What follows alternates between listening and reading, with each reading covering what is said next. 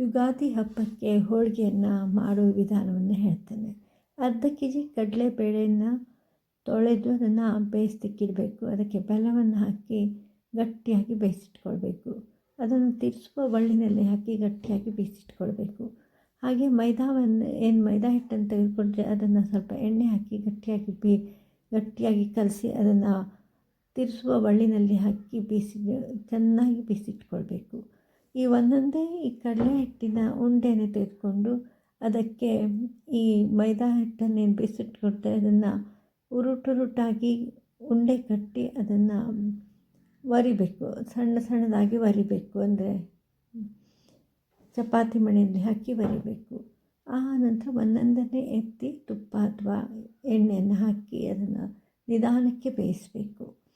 ನಿಧಾನಕ್ಕೆ ಸಣ್ಣ ಉರಿಯಲ್ಲಿ ಮಗುಚಾಕಿ ಬೇಯಿಸಬೇಕು. ಆಗ ನಿಮಗೆ ರುಚಿಕರವಾದ ಹೋಳಿಗೆ ರೆಡಿ ಆಗ್ತದೆ.